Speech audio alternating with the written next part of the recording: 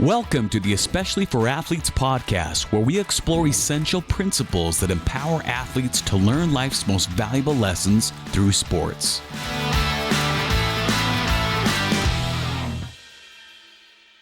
Welcome to the Especially for Athletes podcast. I'm Dustin Smith, here with Shad Martin again, and we've got two of my most favorite people in the world on today, sitting in their ranch out in Texas.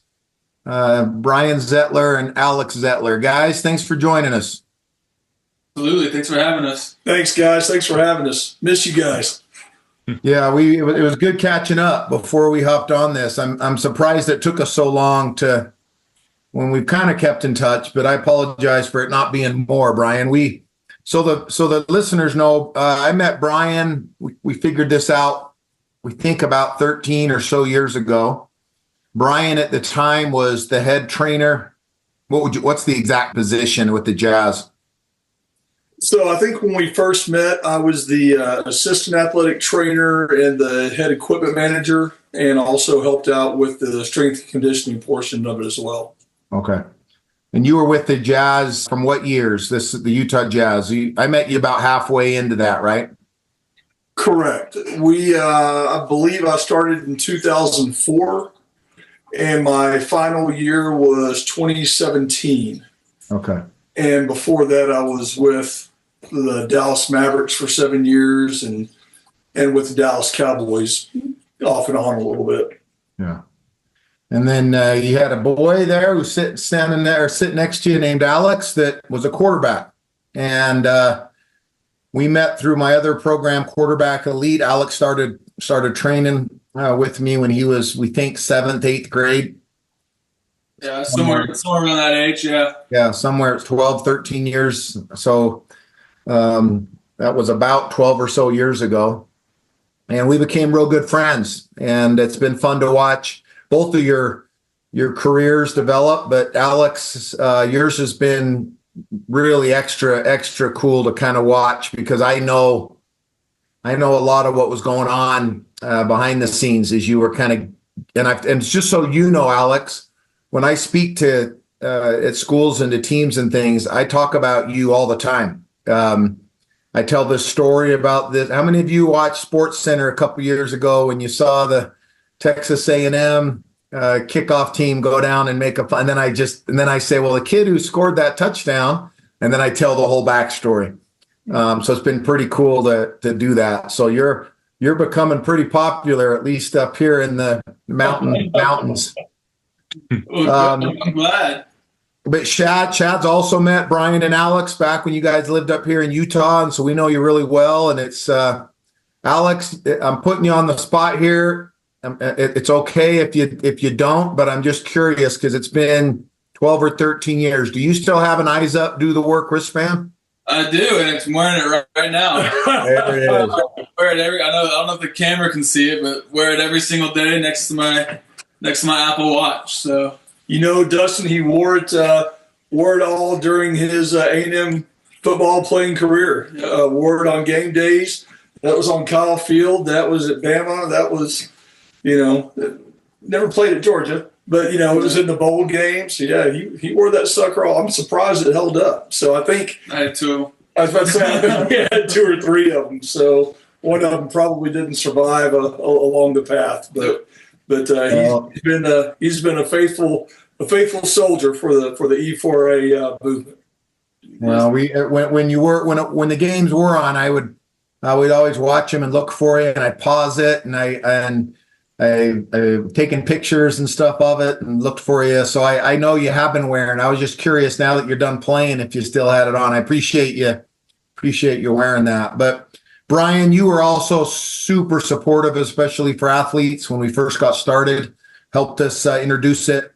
It was at your event that you were putting on to raise money for leukemia, right? Kids struggling with leukemia, that I met Paul Millsap and Gordon Hayward.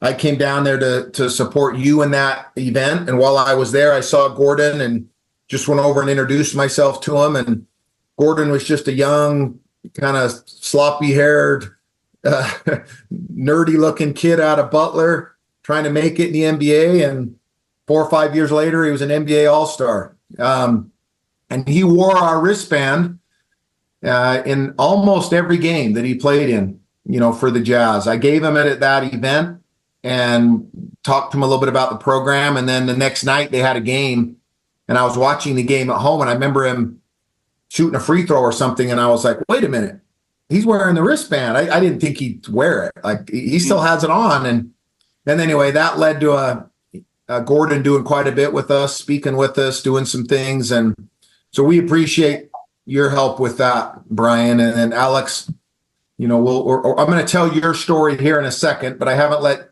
Shad say anything yet. Shad, do you want to start with a question and kind of get us going, or should I tell the story of Alex first? What do you think? Do you mind? Let me just tell one story. Okay. To tell you what kind of guys we have on here. I have a cousin whose daughter was in primary children's hospital a lot. She had ended up having a heart transplant, and he had a son. When a family's going through that, the whole family goes through it, right? And he would come down all the time, loves basketball, ended up being a great high school basketball player, this kid. But when he was a young kid, would have to come down all the time to support his sister and to be there because she would be there for long stints. And I remember calling up Brian one time. Dustin texted me Brian's number and said, hey, call Brian. And I called you one time and said, hey, I have this nephew who's here. I would love to bring a little bit of joy to what he's going through. Is there any chance we can get some tickets to watch the Jazz tonight? Brian sent me the best tickets I've ever had at a Jazz game in my entire life for this kid. We got to go underneath and eat the spread there. One of the best life memories I've ever had was being able to do that for my nephew. And Brian, you made that possible. And I always just have this warm spot in my heart. It was a game day. It was day of. I texted and said, hey, I figured out that they're down here. I knew that was the only way I could get any tickets, and Brian took care of us. And he was just that kind of guy who always used his position to do what he could for other people. And so, perfect person to have on this podcast. And I'll forever remember that, because those little things have such a huge impact. I have never got together with my cousin and his son since that day where we haven't talked about that memory for him, sitting that close to the court, meeting the players after, eating underneath. It was just something that probably a little thing for someone like you, and it became a huge thing for a kid that made a huge impression. And so we have the perfect guys on here to talk about what we're going to talk about, Dustin. That's why I wanted to share that from the beginning. Yeah, Brian, thank you from both of us for all you did when we were first getting this thing launched. You were super helpful for us. Yeah, no, fellas. I mean, it's an honor. It's a privilege, and it's a blessing, right? So I'm getting a little emotional about it. But that's why God puts us in certain situations, puts us in different places. I'm a Waxahachie, Texas boy. Graduated from Texas A&M, and here I am, at the time working for the Utah Jazz, completely sticking out like a sore thumb, But, God just used me to kind of help spread the love a little bit and make life a little bit more enjoyable, for some people. And whenever you're used as a tool for God like that, you can't help but get a little emotional. It was a complete blessing. I'm glad that worked out. I'm glad it was a positive experience, instead of some of the players saying, yeah, forget these guys, who are they? Which, players have bad days too, and sometimes that happens. But I'm glad it was a good, memorable experience for you guys. And yeah, I'm glad, I'm blessed to have been a part of it. Well, Brian, let's kind of go into how Alex fits into this piece. So Alex started coming to me for quarterback training, and I have a picture. I just showed you guys one earlier of you on the field there at Texas A&M. But before that, I have a picture of you at one of my camps, and at that camp are currently 2 NFL quarterbacks from Utah, and another one who will be drafted here in the next month, probably a first or second round draft pick out of Ole Miss, Jackson Dart. And also at that camp were quarterbacks who are now at Utah State, at Utah, one was at USC, BYU. We got guys all over that were at that same camp. And Alex, you were a little bit of a late bloomer, which happened. My son, that same thing happened to him. What I mean by late bloomer is just physically, you weren't as tall and as built at 15, 16 as you were at 17, 18. And everything so people know, everything that Alex did was earned. There wasn't one thing given to him. And he just put his head down like no other kid I've ever worked with. And I've worked with a lot of athletes. And I've said this on this podcast before, that there's not a kid who's worked nearly as hard. In the case of Alex, there's not a kid I know that's worked harder than Alex and who has earned more everything that he's gained in his life from just living with his eyes up and doing the work.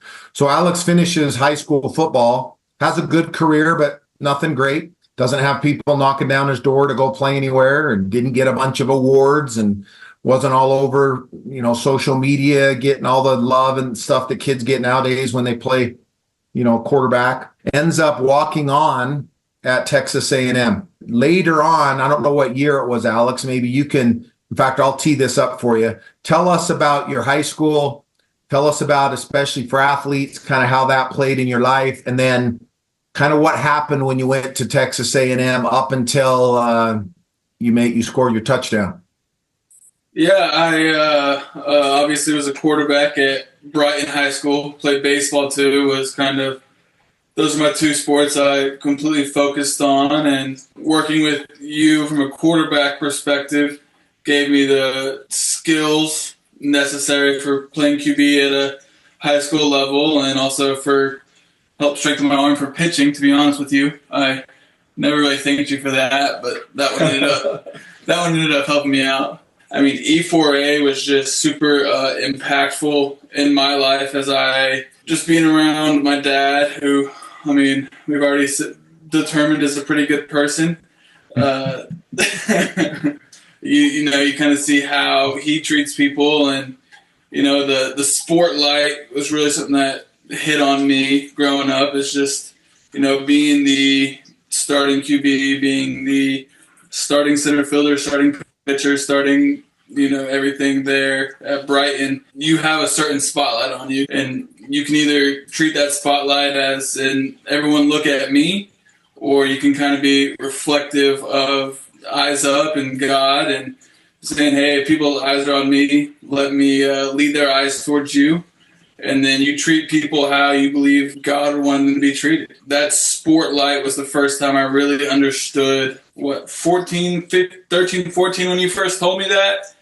And that was kind of something that just stuck. And that stuck all the way through high school, all the way from Copper Hills High School where I started to Brighton High School where I finished, and then going to A&M, you kind of have a little bit more of a spotlight on you, being as, I don't know how much I know about A&M, but the entire city is there for the football program, and they know guys that I would walk in Walmart and someone would know who I am, and I'm just like, you're not supposed to know who I am. I'm just somebody else. But the being able to be a reflection of, when people look at you, you reflect what you believe in, you reflect how you want people to be treated. I think that was kind of the biggest thing I learned from Sportlight, and just I carried that with me from ever since I learned it when I was 14 to still doing it now as a coach and at Georgia Southern. So you get to Texas A&M, and I remember finding out that you made the team. You walk on, you're on the team, and I know, and whether or not our listeners know or not, but when you're a walk-on on a Division I football team, you just get your butt kicked every day for as long as you decide to do it until you probably quit, right? Yes, absolutely. So tell me how that was, and they moved you quick from quarterback to another position where you could get your butt kicked even harder. Yes, sir, absolutely. Spring ball under Jimbo's first year, 2018. They called me. Coach Elko and Coach Mark Robinson called me, brought me on a visit to A&M. They offered me a preferred walk-on, but they said, hey, we're going to move you to safety. And I was kind of like, okay, that's fine. They said it was going to be for about a year, and they're going to move me back to quarterback, and they just kind of wanted me to help out with numbers because of my athleticism or whatever. And so I was like, yes, sir, absolutely. And then first fall camp, I get there for playing safety, we didn't call our coverages cover 1, 2, and 3. We had certain terms for them. So I was like, I don't know what's going on. I was just trying to figure it out. And first play, I have a running back who is a big 4-star running back from Louisiana, comes running right at me. And hadn't really experienced that one before, considering I was the one that was supposed to be the aggressor. Safe to say I was not the aggressor in that situation. But you learn real quick. You're either going to let the circumstances break you or build you. And I let them build me and quickly learned that it's a lot easier to tackle people when you're running at them, not running away from them. And figured that out and just kind of let being the practice guy who took 74 reps while the starters took 20 just to keep them healthy, got me better. I let that build me, not break me. And then being on special teams is one of the most important things I would tell any guy who wants to go to college football. Make yourself as important on special teams as possible. Love special teams. A lot of people don't like it, but to me, special teams is the best part of football because everything you love in football, the running, the tackling, the hitting, the fierceness of it, that's what special teams is. And so love special teams as much as you can if you're a newcomer, whether you're in high school or college or wherever. The circumstances that happen, don't let them break you. We'll choose to let them build you up. I'm going to ask you one more quick question, and then I know Shad has one he wants to fire out at you. But you said something there that might be a good pivot point. You said run at the tackle, don't run away from it. It's the best way to approach it. So I would say that there's a life lesson in that too, right? To run at your fears or run at your weaknesses, don't run away from them. And you did. You wanted to be a college football player, and it didn't play out like you'd hoped coming out of high school. You didn't, you had to go really earn it at a big time school too, by the way, Alex. You could have done this at an easier place. You didn't have to go to a top 10 program in the country like Texas A&M, but you did. And you make it, you get a chance to be on the team, but you continue to run at it every year because most guys don't stick around for as long as you did. And tell us what happened. I have a picture somewhere of Jimbo Fisher, Coach Fisher, shaking your hand. What happened at the end of your 3 or 4 years as a walk-on? Yeah, it was the fall camp of my junior year. A&M, as you know, has a very historied 12th man, and there was a couple guys in competition for the 12th man that year, and I was one of the guys in competition. And tell everybody, Alex, just remind anybody that doesn't know, what's the 12th man at Texas A&M? So the 12th man is, the legend has it dates all the way back to early 1900s. I know he'll probably know the exact day. Hey, wait a minute. That's rude. Are you trying to imply that he was alive back then? No, I'm saying he knows everything about A&M history a little bit more than I do. Me and my T-Rex. I rode my T-Rex into work every day. Yeah, no. But we had a student by the name of E. King Gill was at the Cotton Bowl, and he was a student at Texas A&M. A&M had a lot of players get injured, and E. King Gill stood in the student section for the entire first half of the game. And then at halftime, the head coach, I believe it was Dana Bible. Correct. Dana Bible went to E. King Gill and saw him standing the whole game and said, I want you to come stand on the sideline for us and play in case anybody else gets hurt, because A&M had nobody left to play. And since that moment, the Texas A&M student section has donned themselves as the 12th man because they're always standing, ready to go, ready to get in the game, even though realistically they're not going to get in the game. But then from a football perspective, R.C. Slocum, I believe, was the first one to implement having a former walk-on be the 12th man. And so he would name walk-on of the week or day or whatever it was to be the 12th man. And it was a guy who started as a walk-on, played mostly special teams, and, represented all the A&M values. And then over the course of time, it just kind of took path, and that was kind of the thing that was one of my goals. That was something I was shooting for.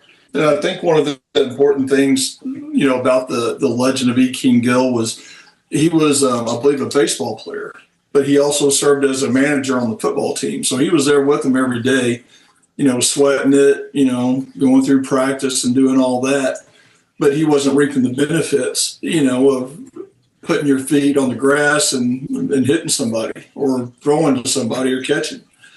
So, I think that resiliency that he displayed then is kind of what made him so legendary and made him the honorable figure that he is today, such that, they have named the 12th man, kind of in his honor, not only to stand as he did, even though he never got in the game, and similar to what the student body does now, but, just that his willingness to be there and to help out if ever called upon, that's what makes him so legendary. So Alex, you said it's your junior year. Everyone's fighting for this 12th man recognition or award or something. And what is it? What happened? And what was other than being named the 12th man, what else came with that? So our starting long snapper, he was a senior. He got named the 12th man, and there's no real anything that comes with it other than being named as the representative of the university, kind of in a way. Representative of the student body. The student body, yeah. And so, but the long snapper, Connor Choate, got named 12th man. I was pretty frustrated, bummed, whatever, just because I was competing for it. And then that was during the team meeting. And then after the team meeting, went to our position meetings, and then you go to walkthrough. And during walkthrough, Coach Fisher calls me up, and he looks at me and just says, "Hey, you've done a great job here. We're going to offer you a scholarship. We're going to put you on scholarship." Mine kind of went blank, knees kind of went weak. I was like, "Oh, okay, it's an awesome thing to do." And told me that right before practice. Honestly, can't even tell you how the practice went. I was just kind of excited to go talk to my dad afterwards. But yeah, it was a fun time. It was a cool experience. I felt lucky to be given that opportunity. I have one thing to add about Alex's scholarship experience. So it was about, he played 6 years. Played 6 years at A&M, redshirted his first year. Second year was the COVID year. So that was a sophomore year. It didn't really count. As all that went, everybody could kind of skip over their COVID year and have an extra year of eligibility. So then he had his junior year, which was the year that they awarded him the scholarship. So played well, did everything he was supposed to. And then the very next summer, we receive a registered letter in the mail. And we were like, "Hey, what's this about?" Came from Texas A&M Athletics. And I was like, "Hey, Alex, is it okay if I open this up?" He goes, "Sure." We opened it up, and it says that they revoked his scholarship. And so we were kind of taken aback by that. We didn't really know what was going on. Alex didn't have a clue what was going on with that. So he checked in with everybody, and the kind of frustrating thing is no one from the coaching staff or anybody reached out to say anything, about why it was getting revoked. And so, he did his homework and was respectful and went and talked to everybody, the appropriate people, if they had time for him, because, he was still kind of seen as a walk-on, even though he had done his job. And they basically said, well, it's just a numbers game. They had to use that to go towards a 5-star that they were bringing in, and he was just the next man on the chopping block. So I'm going to give him some credit here, because it would have been very easy for him to say, "Screw this, I'm out." Or for him to say, "You know what, I'm going into the portal." Or for him to even say, "This has put such a bad taste in my mouth, I'm going to quit. I'm going to leave. I'm done with this." But he didn't. He stuck it out and kept playing. That was his senior year. and he lettered. He played so much, kind of used that to fuel his fire a little bit, I think. And then continued playing as a graduate student for those 2 years. He lettered those 2 years as well. So, half his time there, played enough where he lettered. Academic, all SEC, those last 3 years after that was revoked. And playing time skyrocketed and everything was great. So it's one of those situations where it's easy to have that kind of be the straw that breaks the camel's back. Or if you're an ant, you're going to use that straw to get from one side of the gorge to the other. And that's exactly what he did. And I think he used that to kind of piss himself off a little bit and fuel his fire and to make the most of the situation. And it worked out for him because not only does he understand, and he's starting to understand it now, I think, as I talk in front of him, because it was a situation where, yes, it showed his resiliency and his fortitude, if you want to put it that way, as a player, and it displayed his love for the game. It promoted him more as who he is as a person and how he handles adversity and how he handles the spotlight. And that's really boded well for him here as he's going into his budding coaching career. He was getting ready to go be a graduate assistant for Mike Elko at Duke. And then Mike Elko calls and says, Alex, how about you stay put? I'm coming back to A&M. So that's kind of how it opened up his coaching career, just because he's made a good name for himself in instances similar to that, and in that very instance. That's kind of grown from there, where his old position coaches knew how he got screwed over, but knew the kind of person he was and how he persevered. And that's how he got his job at Georgia Southern as an assistant safeties coach. And the progression is you start off as a student coach, and then as a GA, and then maybe as an analyst, and then maybe as an assistant position coach, and then a position coach, offensive coordinator, head coach, or something of that nature. So this opportunity that he has now, just from the coaches who know him and know what he does, he's been able to jump quite a few spots there.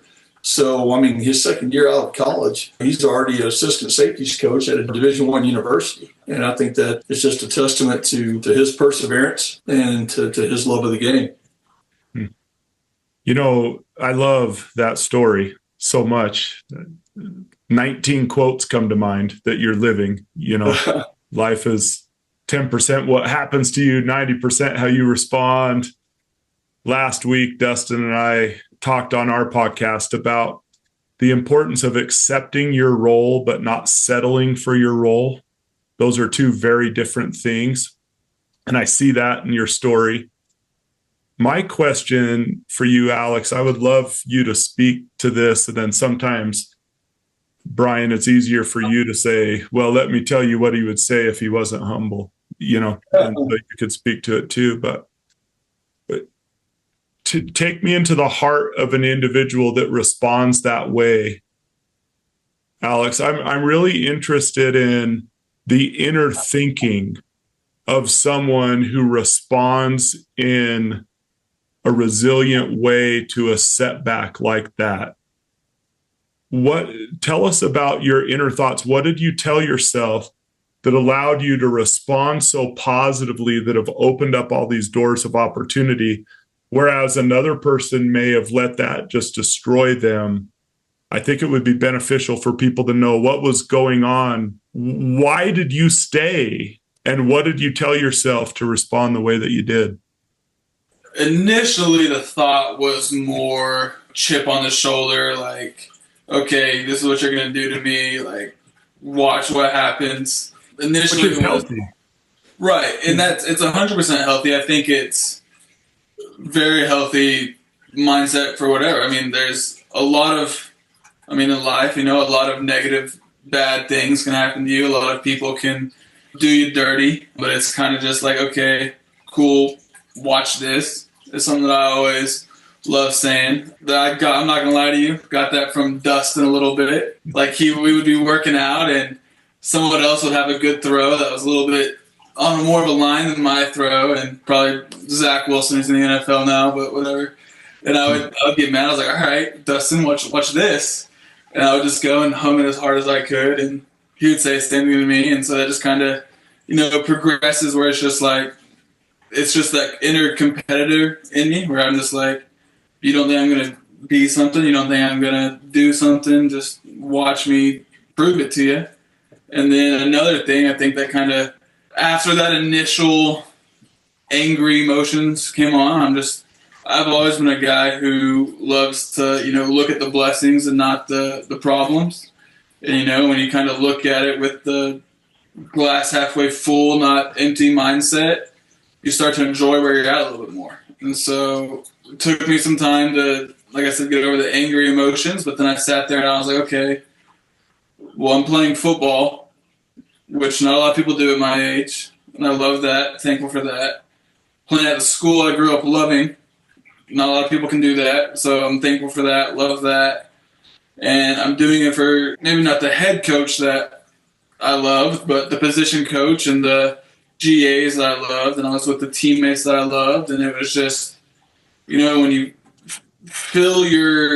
I filled my unfortunate circumstance with just positive emotions and positive thoughts, it makes that negative kind of go away, and you just begin to have fun with what you do. I'm a big believer in having fun in everything, and the way to have fun is to focus on the positive side of life, and that's just kind of what I did. And after that, I kind of quit stressing so much about football and just wanted to enjoy my time there with who I was with and be a competitor at it still.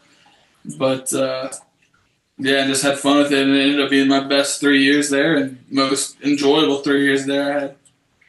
Yeah. And I think one of the biggest mottos, I guess, that we've adopted as a family, just from all of our family experiences, with this being one of them, is that the best revenge is unprecedented success. So, it's been said before, the best revenge is success, but we like to say unprecedented. Because it's one thing to be successful, and that's great. But to do something that's unprecedented, to do something that's never been done before, well, that kind of makes that little mark of success, puts an asterisk on it, for us. And it makes it a little bit more special. And that's what he did. And, and the play that, Dustin, you referred to, with the 12th man kickoff team, and Alex went down and made the tackle and fumble recovery and all the good stuff that, that ESPN played after the fact, that was incredible. And then, that was his last year. And then also his last year, the team awarded him the 12th Man Brotherhood Award just for him being such a good teammate. And I think those things absolutely fall into great revenge being set by unprecedented success. Yeah.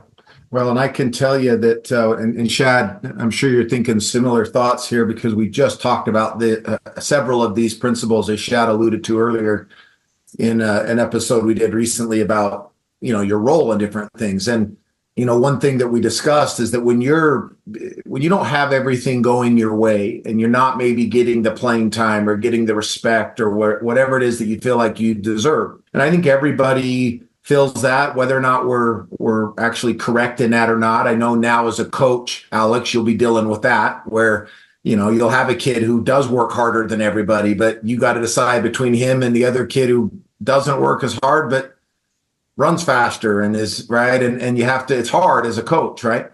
But what does not get forgotten, and it's the case with what Brian, you said about this coach that came back from Duke, is that 1 year, 2 years, 10, 20 years after you're done playing, the kid who was just a good player and he played because he was super athletic, he's not remembered and sought out after 5 years after. It's the kid who worked really hard that is. It's the kid who was the Brotherhood Teammate Award winner. That's the kid who people want to continue to do business with, so to speak, right? As a coach, I'd be more willing to reach out to that kid later and say, hey, what are you doing? You want to come back and coach? Or if I, with my business, hey, this is the kind of kid I'd hire. The other kid ran faster. He was taller. he could catch the ball maybe better, but he had nowhere near the understanding of team and of brotherhood and of knowing your role and working hard and being respectful and loyal and all the things. So later on in your life, it's hard to see at the moment because it's real easy, and you didn't, Alex. It's real easy to just see that I'm getting screwed. This isn't fair, right? And so in response to that, I don't owe you anything. To heck with you. I'm out of here. And then what ends up happening is you don't play football anymore, right? You don't get a chance to be the number one play on Sports Center, right? You don't have those opportunities because you let your anger and spite and ego, so to speak, which is hard. Like I would have walked, man. Like what you did is, I think I would have been like, nah, especially after all you've done to my body and this is hard. It's hard, playing football for 6 years and as a walk-on, like playing 74 reps when the other guys are getting 20 at practice. That's 74 collisions, right? And sprints. And so that's why, Alex, what you're doing now has panned out. And that's the big picture. I would say that's eyes up, do the work, right, Shad? I mean, that's eyes up. And you've heard us say this before, Alex and Brian. In that moment, Alex, my guess is when your dad read that letter, that your initial reaction, if we could go back in time and watch you in that moment, your initial reaction would have been your eyes went down because you were disappointed. You maybe went by yourself in your room for a second and were kind of shocked by it, taken back for it, right? And that's when we have to make a decision to keep our eyes down and feel sorry for ourselves, or to get our eyes up and get back to work, right? Realize it is what it is. Now it's time to get back to work and what's next, right? And what you did was get your eyes up and get back to work, and then look what came after that, all the success. And even now as coaching, because you kept your eyes up, you looked at what was most important, your family, your teammates who still loved you and wanted you there, your love for the game, God, all those things that your eyes were up, that was your compass, right? That's your northern star, those people and then you said, I'm going to keep working. And that, in my mind, is the definition of grit and resiliency. I mean, Shad, would you agree? I mean, that is probably the greatest. It's because resilience is the ability to bounce back or recover. It's an object's ability to regain its shape or its form after being traumatized. And that's exactly what Alex did. Yeah. Right, Shad? Absolutely. And I just feel like something you said there, Dustin, is really important. Oftentimes, sports podcasts and other things focus on, they try to go out and get those stars that are going to bring a lot of attention, to a podcast or whatever. Our approach is different because the intro to our podcast says we aim at learning life's lessons through sports. And for me, the lessons of sports are available to everyone who participates in. You do not have to be a star at Texas A&M to have life-changing lessons that will impact the way you view the world, the way you view other people, the impact that you have on the world. I personally love these stories. I've heard all the others. I've heard all the other stories, but we often don't hear these stories. The stories of the resilient football player who walks on to Texas A&M, who responds to disappointment, who takes beating after beating to do his part to make his team better. I love those stories, and they so often go untold. But the reason why we love them so much is I don't care how far down the road you go. There are Alex Zettlers on high school football teams right now that will never sniff a college football field. They'll probably not even appear on a high school football field, but they can draw the lessons from being a football player that you drew from Texas A&M. I love sports so much, and that's why I'm like a geek for sports. I love this stuff. And if we'll stop acting like everything beneficial that happens on a football field, to the coaches and parents who are listening, that the only life lessons are learned on Friday nights under the light, that is not true. And if coaches were more intentional about helping young people learn those lessons like you've shared, Alex, and then we can use sports to grow people. And for 99% of the people who play sports, that's what it's all about. For 100%. For 1 or 2%, it's also about making money, having fame, getting NIL deals and all that stuff too. That's great. But for the majority of parents who are passionate about sports, I hope this is the stuff they're passionate about. And the way they respond to it will in large measure determine whether it's an Alex Zettler story or a story of someone who quits and moves on. Yeah, and that isn't even a story, right? I mean, that's so tired and dry and so uninteresting that, well, yeah, he quit and he moved on. Well, okay, well, end of story, right? Like we're not gonna talk to that kid, right? I mean, we don't want to interview that kid. And Shad, I'm going to pick up on something you said about Alex in that Shad said at the beginning there, guys, he said, you don't have to be a star on the field to learn the lesson of sports, right? And I would also add to that, and I think you're a perfect example of it, Alex. And I'm thinking of some other kids that I've coached that I feel the same for and I believe to be true. You don't have to be a star on the field to be a legend at your school. And what I mean by that is that, Alex, you didn't have a million touchdowns and earn a bunch of awards and, and play an entire, every play, but you're a legend at Texas A&M. I mean, what you did there will be played forever. Your reputation at Texas will be talked about by coaches and players forever. And you weren't a star on the football field. Where there have been other stars who are on that field, there's one, probably the biggest in the last 20 years, who you never even hear about him anymore, right? I mean, he's done nothing since football ended. I don't know what he's up to. And everyone remembers him for all of his performance and all the electric plays. But when it comes down to like, hey, who do I want to have in the foxhole with me in a battle? It's going to be the guy like Alex Zettler. And so you've become a legend because of you acted like a star as a teammate and your example. And I would say the same for any high school kid, that if you want to be a legend in your coach's eyes or in your teammates' eyes or in your school's eyes, you don't have to go out and be the very best player. You should try to be.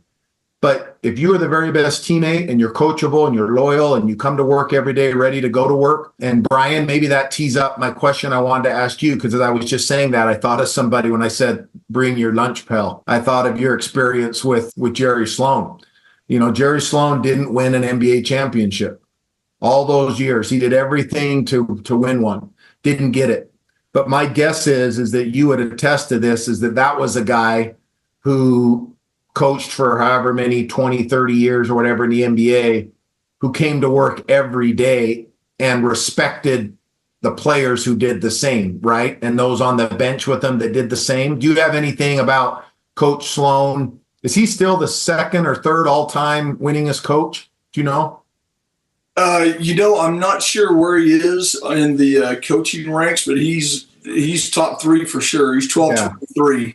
But I don't know. I'll be honest with you. Since I left the NBA, I don't know if Doc Rivers has caught him or if anyone else has caught him or what that situation is or where he stands.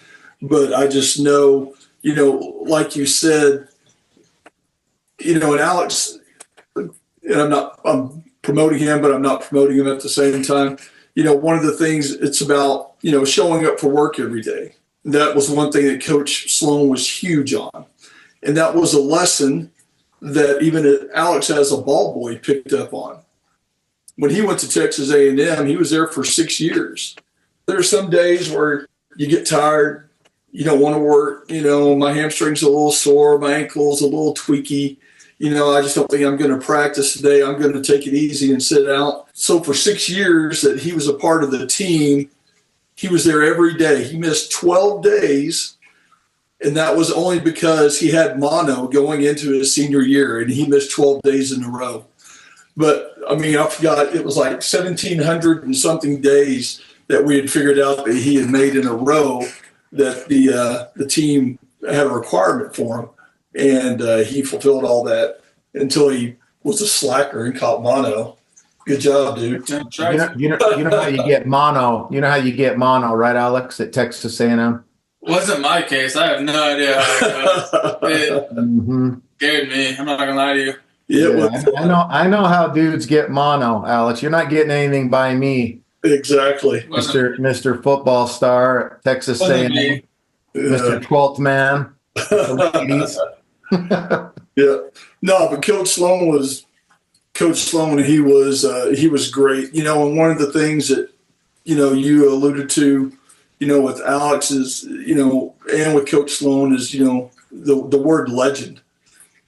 And I think, in all of our careers, you kind of have to decide. It goes one or two ways. You can either be a legend or you can leave a legacy. And I think your hard work, your discipline, your resiliency, your persistence, your perseverance, I think that shows to be a good example to your peers, to your other coaches, to your teammates, if you're a coach, to your players. And that helps leave that legacy, to carry that torch on and to follow in that footstep. And in doing that, I think you inadvertently become a legend. Yeah.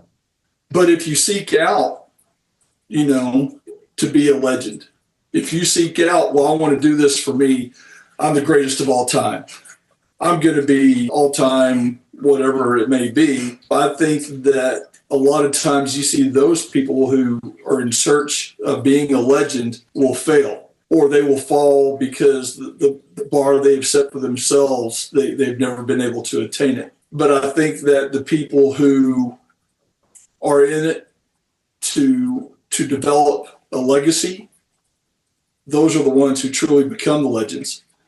Yeah. Because they never see the bar, just because they're always setting it higher for themselves. I forgot, there was a quote that I shared with my girls. Maybe you don't always notice your progress because you're always raising your bar. And I think that's part of leaving your legacy. I think those, again, who are in it for selfish reasons and they want to be a legend are not as successful as those who are in it to leave a legacy, setting the bar higher for themselves and for everybody else, just so that can be attained somehow. I talked to him one time on the phone, and you may have set it up. It is one of my favorite conversations ever, but it was after Coach Sloan is retired, and I got him on a phone call. We talked for, 20 minutes or so, and I was trying to get him to do some stuff with especially for athletes, but that wasn't really Coach Sloan's MO at the time or thing. But man, I just love talking to him. This is one of the greatest coaches to ever coach. But what I love the most about him, and you can correct me if I'm wrong on this or if you have any stories or anything, but I love the fact that he was if you weren't here to work, if you at practice or whatever it was, if you weren't grateful for the opportunity that you had, because he seemed extremely grateful to be able to coach and be in the professional sports world, coming as a farmer from a small town, to have that. He never seemed to let that get too far away from him, right? But if you didn't come ready to like knuckle up and get after it and bleed and sweat and fight if you had to, then you didn't take very long for him to be done with you, right? He couldn't be around you. Correct. Yeah, and that's, one of the stories I've got of Coach Sloan. He was such an incredible man. I've been blessed to meet a lot of what some would call important people, I guess, around the world, around the globe. And Coach Sloan's easily in my top 5, just because of the way he acted, as you alluded to, and, the way he treated people. It goes back to, like I was saying, about leaving the legacy. Yeah, he's a legend because as a player, he was hard as nails. And as a coach, his work ethic was unmatched. So it'd be easy to be a legend just for that. But to me, he's a legend because of the legacy. And again, one of the stories that comes to mind is we're getting down towards the end of his coaching career, and we're all eating dinner one night, and we're in Los Angeles. And, he's coming to the realization, that things are slowing down, I guess. And that, he is starting to sense that it might be time for him to to leave, and he left voluntarily. One of the questions came up about, what do you think about some of these new coaches and stuff that are coming up, that are nipping at the heels of these older coaches and trying to move them out and take their job and steal their job and take their livelihood.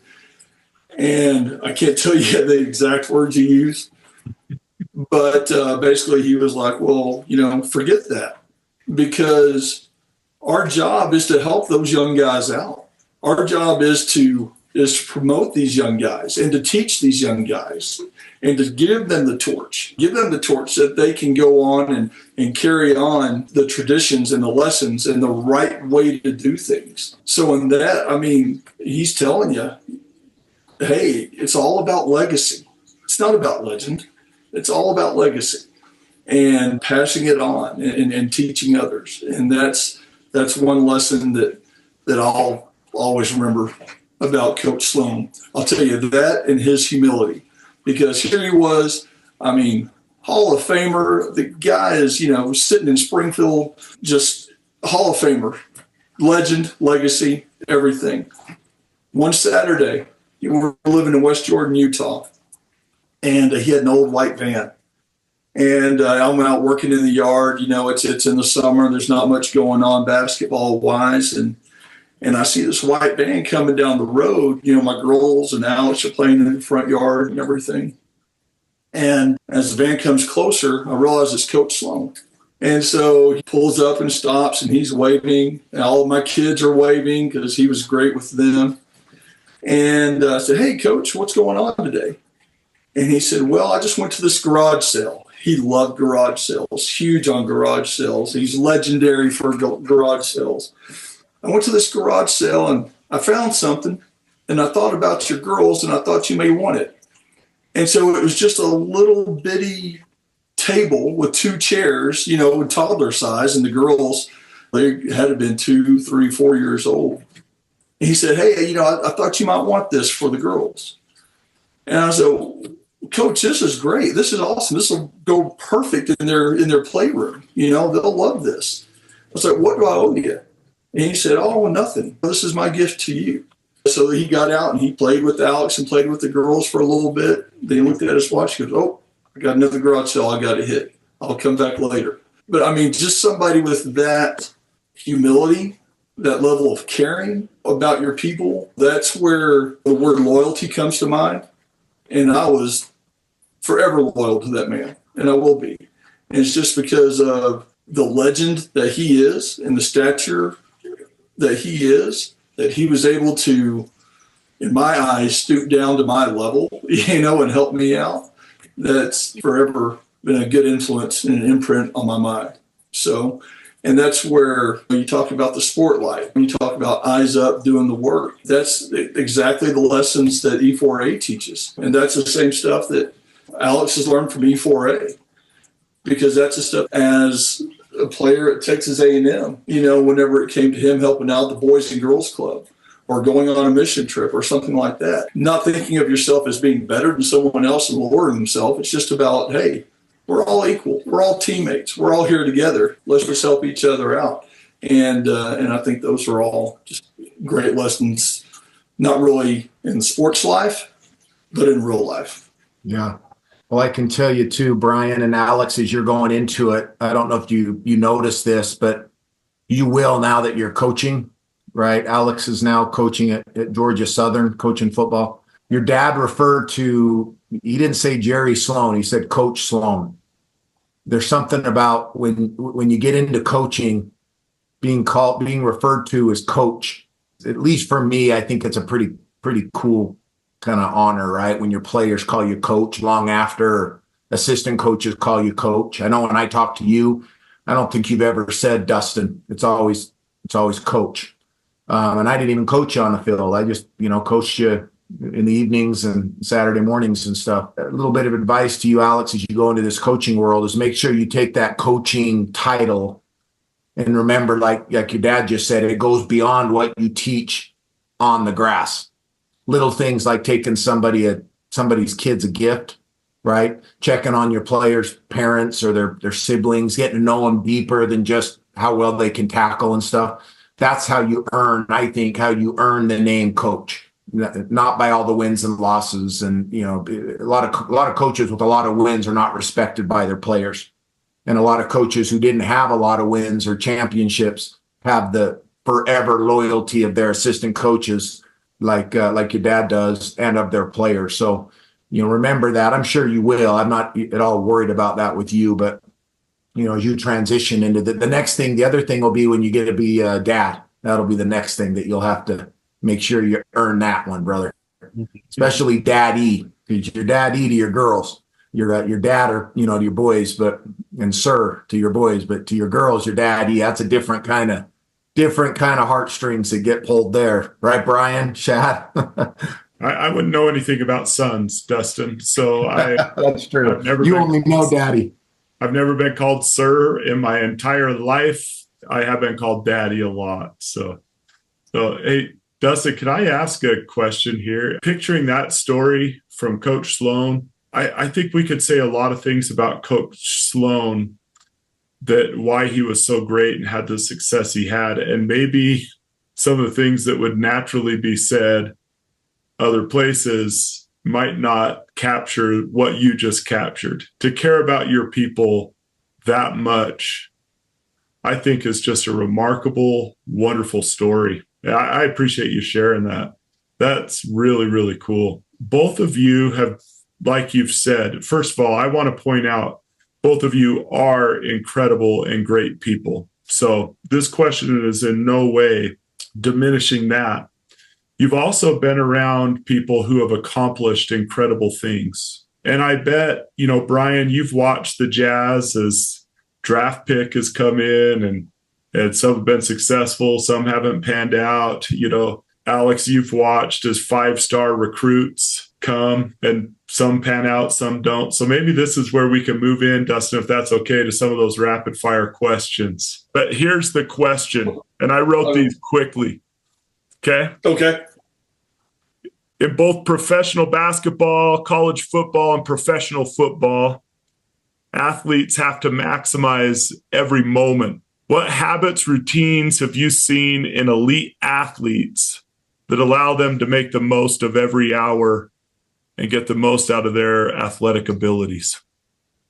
Their ability to mentally focus on being where they're at and being in the present, not in the future or in the past.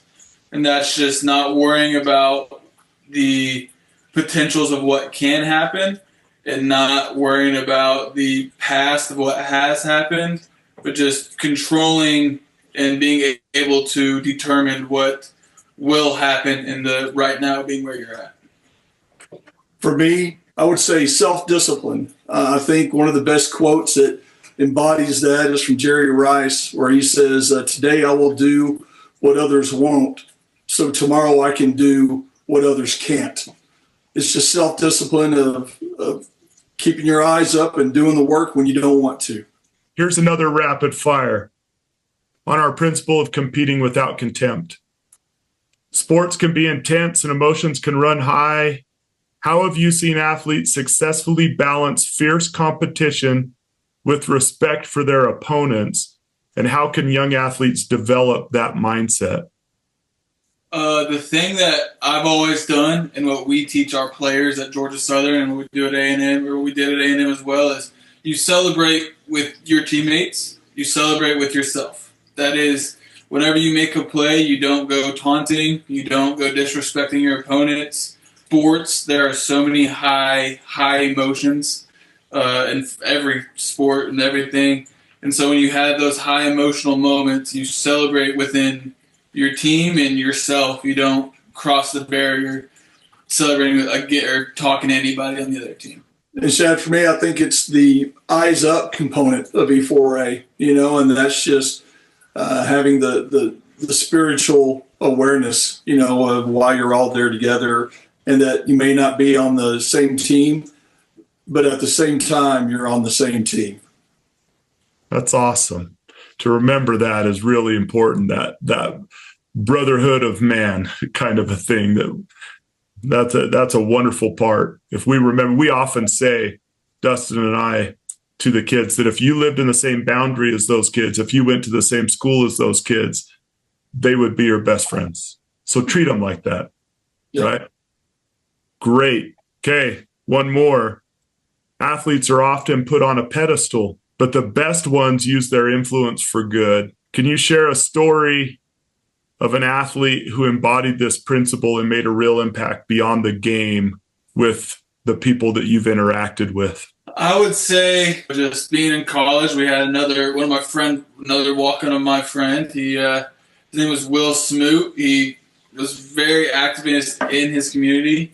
He worked with the Boys and Girls Club of Bryan College Station and kind of showed, as we were talking about earlier with Jerry Sloan, he didn't necessarily lower himself down, but he treated everybody like they were on the same level. He went on a bunch of mission trips, and he was a really good example of being a person before he was an athlete. And I think that's a very important thing to do. And for me, I guess my answer might be a little more high profile. And I would say Dikembe Mutombo. I was blessed my wife and I traveled with the NBA to a program called Basketball Without Borders. And we were over in South Africa. One of the projects we had was working with Habitat for Humanity, and building some houses or some shelters, if you want to call it that, in the ghettos of Soweto, which is the poor portion, if you will, of Johannesburg. And to see somebody like Dikembe Mutombo out there with a hammer, with the mortar, with the bricks, and to walk around knowing that, hey, this guy is a guy who has built schools for these kids, who's built hospitals for these kids.